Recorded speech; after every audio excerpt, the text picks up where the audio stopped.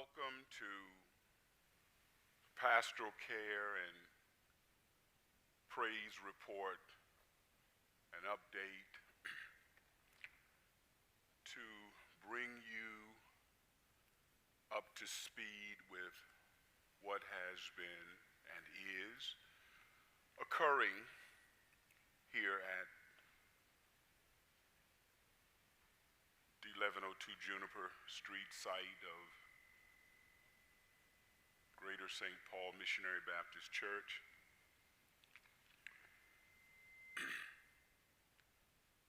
Allow me to welcome you and say that it's good to see you and be with you. And let me get it out of the way. Beloved, I truly miss you. And I miss seeing you and having an opportunity to touch and talk to you on a regular basis.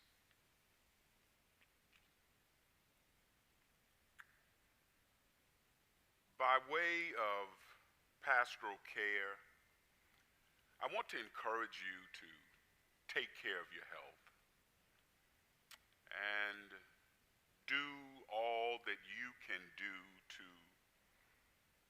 protect your well-being amidst the COVID-19 pandemic. I've been saying, and I've believed all along, that we would see a second wave of the pandemic. And as we speak, they are putting protocols in place in Europe, France, Germany, considering shutting down so that they can at least get ahead of this second wave that is currently rising in Europe. And so I want us to be aware of the fact that with cold and flu season, beloved, we are vulnerable to the experiencing of a second wave. And with the callousness of many within our community, who have tired of wearing their mask or practicing social distancing or washing their hands or doing what's needed to protect themselves, I believe that we are going to experience a mass spread of this dreaded pandemic. Just some personal insight by way of being transparent. We have several holidays in front of us, beginning with the celebration of Halloween even though we're Christians and we don't celebrate it. You be careful as children will come to your door giving out treats. I would encourage you to put a note on your door that due to the pandemic this year, we will not be distributing treats. Better safe than sorry. We've got to not only think about ourselves, we've got to think about our children. I'd love to have my children home for Thanksgiving, but I've already made up my mind that that's not in the best interest of their health or our health. There'll be other Thanksgivings. I'm already looking to Christmas, and the same will be true for Christmas. It's better that we stay put and not expose ourselves to the possibility of this pandemic. Now, I don't mean to be grim, but I do want to be serious, and I want to be taken serious, and I want to be sober in our thinking and in our judgment. Now, I can only suggest to you what to do, but you're going to do what you do. But prayerfully, and with much consideration, think about others before you think about yourself. It would be great to have the house full of folk, but that's not going to be in our best interest. So we'll taper down this year, and with the hopes that God will bless us and allow us to see another Christmas and another Thanksgiving. And then we'll be able to celebrate as a family unit, a larger family unit. So take care of your health. And I'm going to reiterate this, know that every day is a gift from God. And so I encourage you to be responsible and accountable for how you go about your everyday life and living.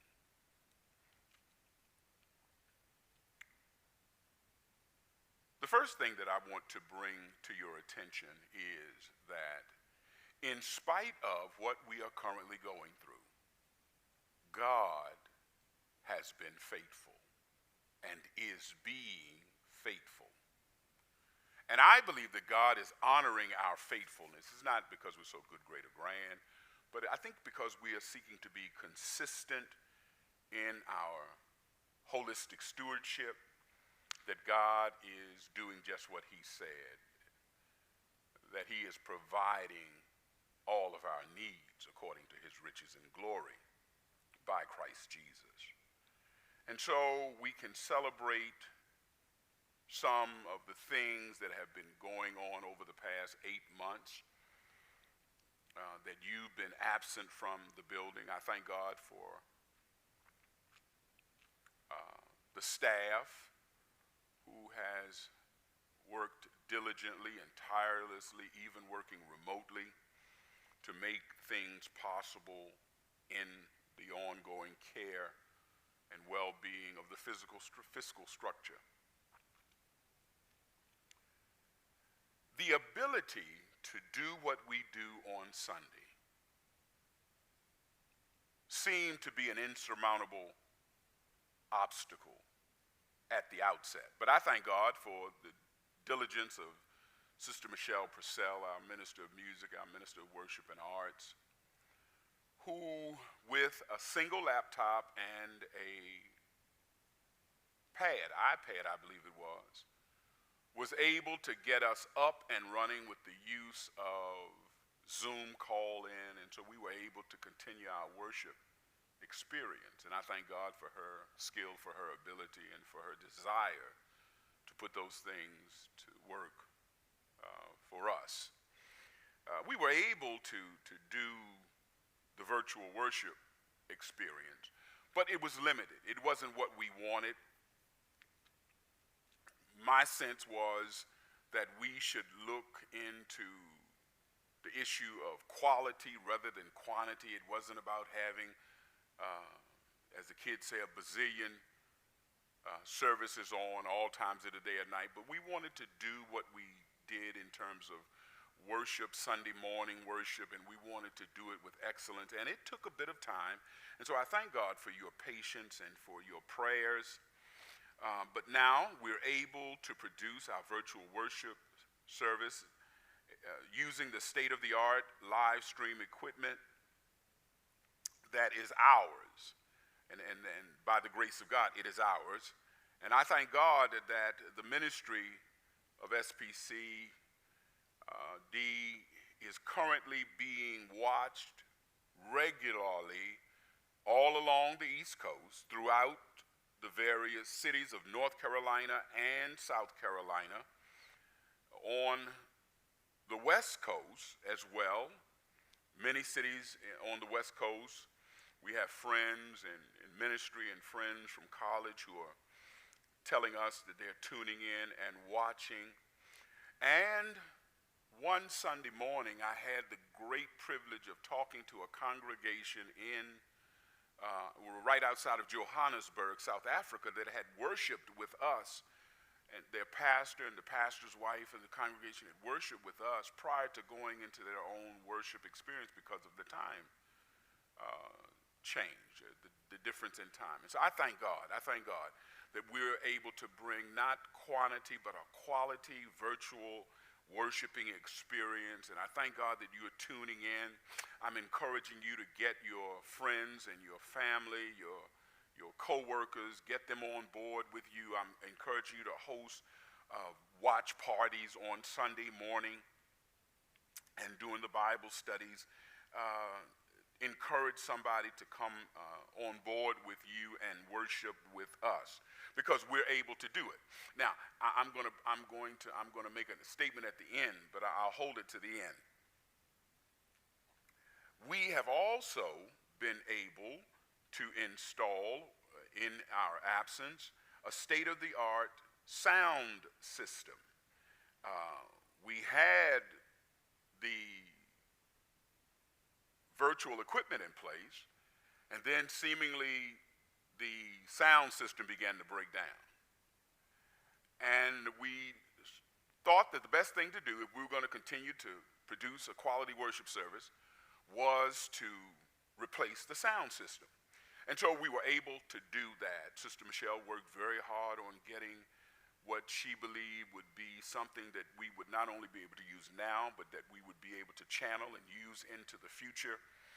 And so we were able to get that equipment on board, get that equipment in place. I'm able to talk to you without holding a microphone in my hand. I don't know if you can see it, but I've got a little earpiece here that I'm able to use during the worship, and that's a blessing to me. I'm grateful to God that I don't have to hold a microphone. But the entire system has been reworked, revamped, and we're looking at now expanding into the fellowship hall, so that when we're able to get back, we'll be able to have a portion of our virtual worship service in the fellowship hall, as well as be able to produce the quality sound that you're currently hearing in all areas of the church. So I thank God for the updating of the sound system. We also have in place and are completing as we speak, the final parts will come in on tomorrow, a state-of-the-art security system with the capabilities to interact with the building. Now, this is strange, and so I'm trying to figure out how to best say it. We can actually be off-site and interact with the building 24 hours a day, 7 days a week. The building will actually alert us when there's something awry in the building, or when there's something going on outside of the building that the Durham police should be aware of. It will alert us so that we can then respond in the appropriate ways. We'll actually be able to, from our homes, via our smartphone or our iPad, be able to actually look at what's physically going on in the building in real time. And I'm fascinated with that I can flip on my phone and look all over the building. And you know where I live. I'm not going to give that out, but you know. And so that is a blessing, as well as having the staff that we have, the female staff that we have. It will allow us to be able to observe their going and their coming, not watching over them, but to ensure their safety while they're in the building. Beloved, that is a great comfort to me. Literally, the building communicates to the staff any and all changes that might adversely affect the safety and the security of the persons and the property, both interior and exterior. Thanks be to God. In order to make the security system work to its maximum capacity, we had to do some replacement of the windows, the window glass in the sanctuary. The old windows would not allow the system to operate at its maximum capacity. In other words, you could still break into the church. Let's say that scenario, break into the church and get away unless the windows were changed and updated. So we've been able to do that, to replace all the glass windows in the main sanctuary. And I'll be glad when you can get back in here and see it, because one of the things that the changing of the glass has done, it has afforded us an opportunity to take in all the light that we can while we are in the building. And I believe that will also serve us well in terms of heating and cooling the building. In the overall, we'll learn more about that as the winter months come on. But we've seen some difference in terms of the condensation even in the building. So I thank God that we were able to do that. Building maintenance and grounds, repairs. No doubt many of you have had opportunity and occasion to pass the church during the week. I know some of you just like to probably drive by and check on your building. And in that process, you have seen various vendors here at the building. As I'm talking to you right now, there's a vendor on site, a plumber on site. This building is something. It's a wonderful structure, but it's more than a notion to keep it up day to day. And you know the saying, when it rains, it pours. If one thing goes wrong, you better believe in a few days something else will go wrong. But it's what you expect when the building is not being occupied on a daily basis. So there are going to be little breaks, and we're not going to find out about them until we come into the building for worship and flush a facility or run some water. Then we'll figure out that there may be something that needs to be addressed. And so today we're having some plumbing issues addressed in the building, in the downstairs area, and some recapping to a water line in the front of the church. Nothing major, but things that will make the building, things that will show that we are being good stewards of what God has entrusted to us. Living in this new normal, this season of pandemic, all I can say is but God. God has revealed God's self in marvelous ways. And so all of the things that I've shared with you, none of those things have put us or placed us at risk of debt. Thanks be to God. We've been able to get everything done in a timely way and to pay it off. That's a blessing. I'll say that again. That is a blessing. And particularly during this season of pandemic when people are struggling all over to make ends meet, small businesses because of closing down everywhere, churches are suffering.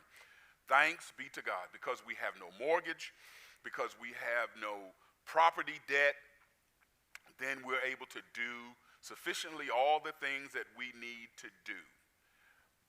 But more, by the grace of God and by your faithful stewardship, we're able to do all the things that I have listed to you.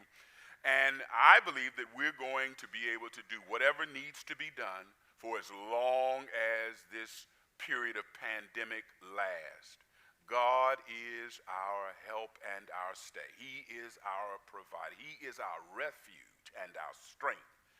And he has shown himself to be strong and mighty even in the midst of the pandemic. Now, beloved, I've given you, in short, in brief, the praise report. And I hope that you are shouting with me and giving God praise, honor, glory, and thanksgiving. I've been watching God, and I've been amazed. I need you to see and celebrate twofold blessings of God with me. God has continued to supply all of our needs according to his riches and glory by Christ Jesus. First.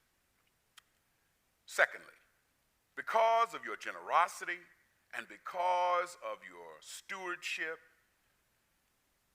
many of you have continued to honor God through the giving of his tithes and your offerings. Some have even increased their giving. You ask me how I know that. Well, I know that because I look at the giving reports. I look at the giving on Givelify. I have to be honest with you. That has to be one of my concerns, that we can do all the things that we need to do, including some of the things that we're not expecting, and it's still not put us in a fiscal predicament. And God has been faithful, and you have been faithful. And so we've been able to do everything we need to do. We're able to live stream on Sunday mornings, and though we have glitches every now and then, we're still able to worship God in spirit and in truth. I'm excited about that. I hope you're excited about that. I hope this brief update will encourage your hearts and your minds. Let me encourage you to keep on giving. Keep on putting God to the test, believing that he'll open up the windows in heaven and pour out the abundance of blessings that we have not room to receive. I believe that in my heart and in my mind. I stand in faith with you. And I want to say, and want you to hear me say thank you. Keep on doing all that you do to make the work of mission and ministry possible. I believe that our responsible service and sacrifice, both individually and collectively, is an earnest testament to the effort of this congregation to honor God with all. And I believe that God is pleased, and I believe that he is showing us his favor. That favor is being evidenced every day. Not only when I come to this building, but when I call you and talk to you on the phone. You tell me how good God is in the midst of pandemic, in the midst of struggle.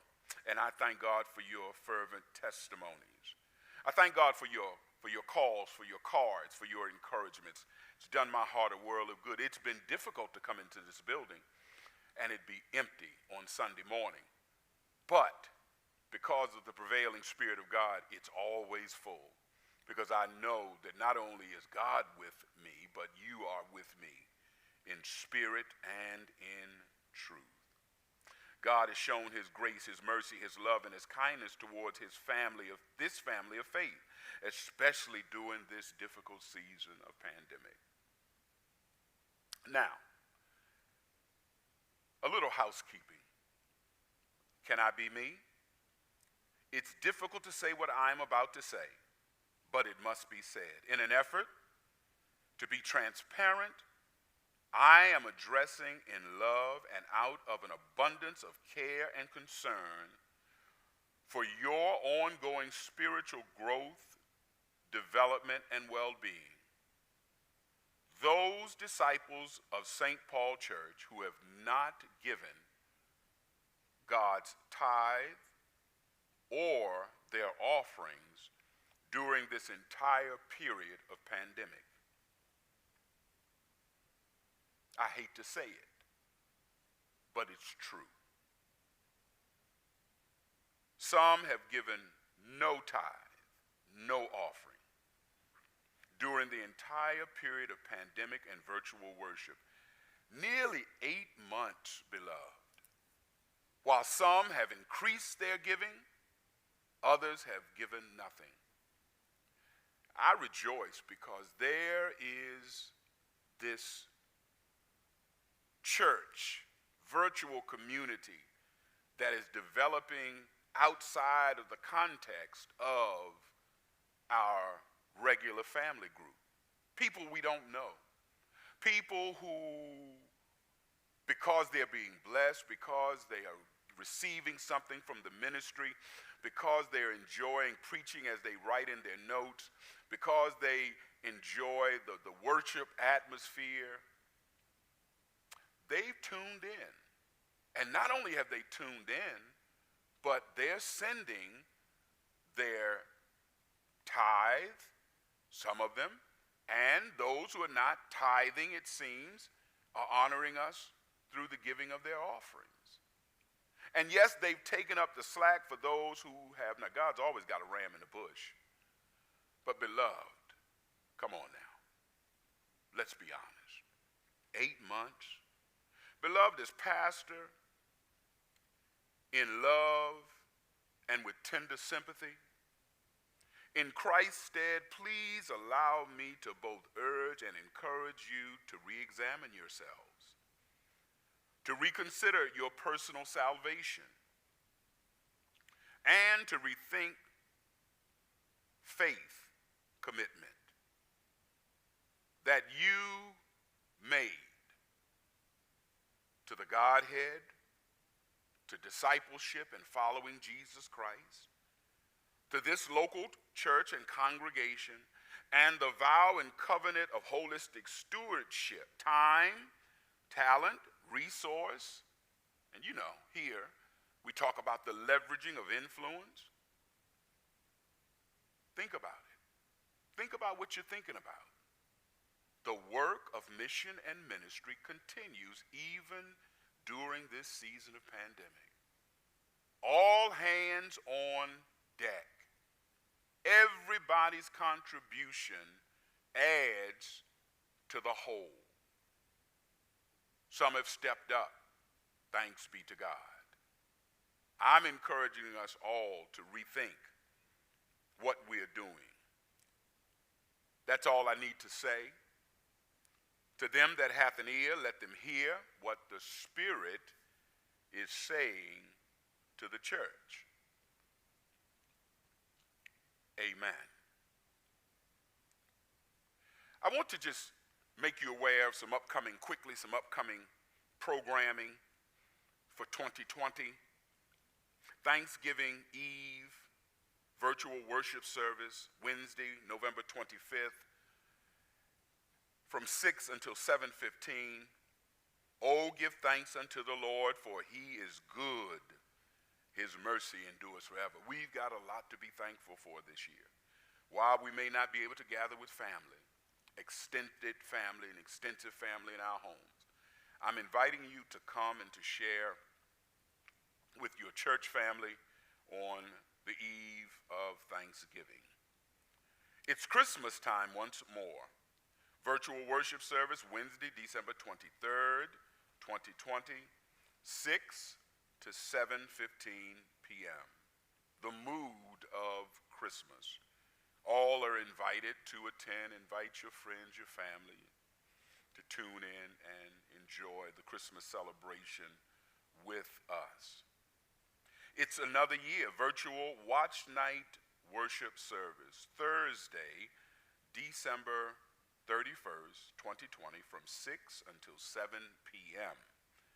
We walk by faith, and with God's help, we refuse to be driven by fear. We walk by faith, and with God's help, we refuse to be driven by fear. Let me just quickly say this to you. Always remember that fear is antithetical to faith. If you're going to faith, you don't fear. They can't inhabit the same dwelling place. There's a lot to fear. But I hear Jesus as he says, let not your hearts be troubled. You believe in God, believe also in me, in my Father's house. And beloved, I believe that we're dwelling even now in the house of the Lord. What's on tap for 2020, 2021 at St. Paul Church? Beloved, I'm excited about what God is doing and what I believe he is going to do in the coming of another year. Early morning prayer call, a virtual dial-in session, first and third Thursday of the month, beginning Thursday, January the 7th, 2021, at 7 a.m., from 7 a.m. to 8 a.m. St. Paul's Women's Bible Study and Fellowship virtual dial-in session with Dr. Brenda Stone Wiggins convening and facilitating on the second and the fourth Thursday of the month from 6 p.m. to 7:15 p.m.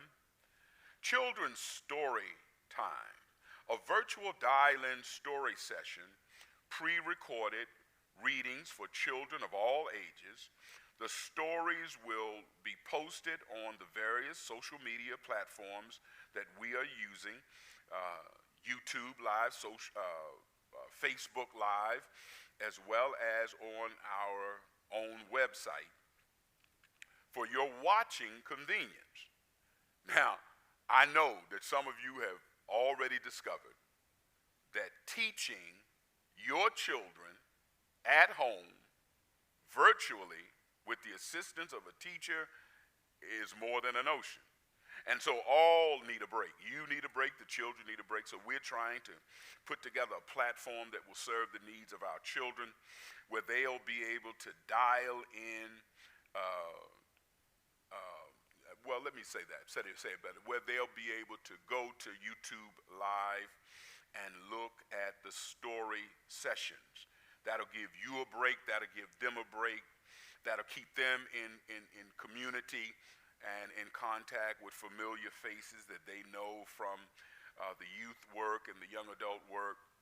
So we're excited about these opportunities.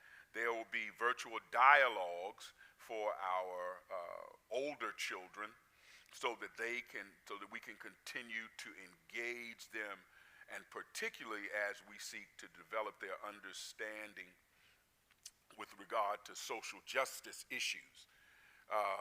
We thank God for our children. Just say a brief word. We've got one in college who just voted for the first time during our Souls to the Polls.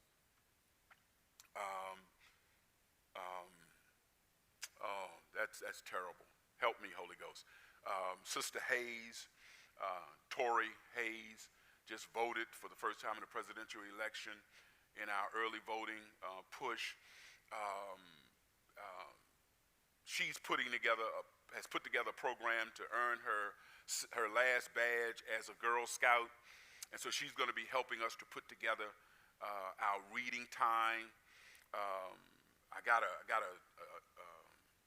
I get it mixed up, Michelle, a text or email. I got a text from Marquise Mills the other day, and I'm excited for Marquise. Marquise made the honor roll and wanted me to know, and I'm going to be using his talents to do some of these virtual readings. And Taylor Hayes and others. Taylor's doing some tutorial work. She's a senior now, and so doing some virtual tutoring. So we're going to be trying to develop other programming that will pull our children back in as they would gather on Wednesday nights in the tutorial time and the fellowship time that they share together. It's a whole lot coming down the pipe. I mentioned our social justice outreach and our strengthening in that. Beloved, once we get past this election, we still got a tough road to hoe right here in the city of Durham, as many do around the country. We've also had the opportunity to work extensively on our pandemic reentry safety protocols. I thank God for the gifts, the talents, and the abilities of Sister Nelda Bostic, who has worked tirelessly with me in order to put together the protocols for pandemic reentry. Well, Pastor, why are you talking about that? Well, because I believe that even when we come back, whenever that is, we're still going to have to operate as if we're operating in the context of the pandemic. Because to do anything less is to find ourselves congregating in density and possibly putting ourselves at risk for a third wave of what might be coming down the line. Now, I'm operating not in fear, but I'm operating out of a sound mind, and we're trying to think and rethink and think ahead as we move forward. So thank you, Sister Bostic, for your tireless efforts in putting together and helping me to put together and think through the pandemic reentry safety protocols. We're getting all the necessary things in place. We have some of the things in place. We're going to get in the hand sanitizing machines, touchless, as well as some other touchless things, so that we're not spreading germs. We'll be talking more to you about that in the coming days, weeks, as we get nearer to our reentry period. We invite you to stay tuned for more opportunities for Christian service. We're looking forward to bringing you more exciting and innovative times of virtual worship, praise, and thanksgiving. But remember, we're not into quantity, we're into quality. We want our programming to be quality and lasting. Those are the two major goals of all of our virtual programming. Thank you in advance for your continued prayers, your love, and your support of the virtual mission and ministry outreach of the Greater St. Paul Missionary Baptist Church of Durham, North Carolina. Some gracious reminders. Remember, the scam calls are on the rise. Remember that when you make your way to the polls, don't forget to have your pandemic wellness kit, some extra masks, some hand sanitizer, your tissues, your disinfectant wipes, and anything else that you'll need to be safe and secure. If you need to get your flu shot, beloved, go ahead and get it done before this cold weather sets in. If you're going to the polls on election day, don't forget to be prepared for the long haul. Take your folding chair, take your cooler, take your medication, take whatever you need so that you can endure for whatever time that is required of you. Early voting in person has already begun. It began on the 15th. It's almost nearing an end. It will end on Saturday, October the 31st, 2020, Election Day. I'm excited about it. Tuesday, November the 3rd, 2020. Rain, shine, snow, sleet, hail, whatever. Let nothing stop the souls of black and brown folk from flooding the polls. That's how we will best demonstrate that Black Lives Matter. But here's the point I want to make to you. All of the external data, polling data, early voting data, says that there's been an uptick in black voting, and that's a good thing. It also says that there's been a better turnout across the board around the country. That's a good thing. But beloved, we can't afford to assume anything. It ain't over until it's over. And so I encourage you with all of my heart, in spite of what we know, I want you to go to the polls like your candidate is not 90 points up, but losing dramatically. We need to push the vote right up until the voting polls close on Election Day. I'm encouraging you Tell a friend, tell a neighbor, tell kid, tell Ken, tell anybody who will listen to you. I'm encouraging you to recruit at least 3 people that you know, 4 people or 5 more, and find out, have you voted? And if they hadn't voted, encourage them to get into these last few days of early voting where they can do everything. It's a one-stop. If they go to the North Carolina Central site or any of the other early voting sites, they can kill 2 birds with 1 stone. They can get registered and they can vote in the same day. Beloved, don't delay. This is possibly the most important election of our lifetimes, and our vote matters. So make your way to the polls. Don't let nothing, as Fannie Lou Hamer would say, don't let nothing turn you around. We got to keep on marching until we reach that higher ground. Until our next update, and I'll plan that it's a bit sooner than it has been, but we've just been trying to work through everything. I make no excuse, but I tell the truth. I want you to take care of your health. I want you to know that each day is a gift from God. I want you to know that I love you. Lady Joy loves you. Joyce loves you. Michelle loves you. The staff that's technical, putting together, we all love you. And that's why we're struggling and striving week in, week out. And I can't believe that it's 8 months. But we've been working diligently because we love you and we miss you, and we want you to stay connected with the mission and the ministry of the Greater St. Paul Missionary Baptist Church here in Durham, North Carolina. Now, if you had subscribed and set the reminder, your phone would have went off today when we came on. So if you haven't done that, I want you to subscribe, set your reminder for YouTube Live. You can see us on Facebook Live. You can view these services and these opportunities for Christian service on our website at www.stpaulchurch.org. Durham, that's one word, St. Paul Church, Durham.org. Download the app, the Givelify app, and you can give whenever we are on the air. Matter of fact, you can give when we're not on the air. You can give as God prospers you.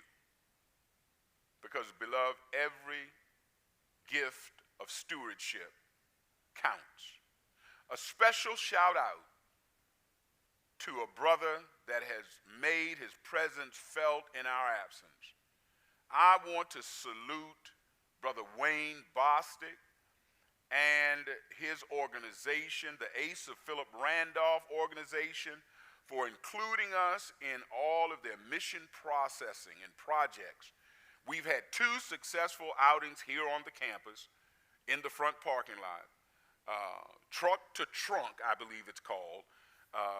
Food distribution. They both were a success. Thanks to Brother Bostic bringing that to his own church. Well, that's all I need to say. I love you with all of my heart. I miss you to the point sometimes that I'm weepy.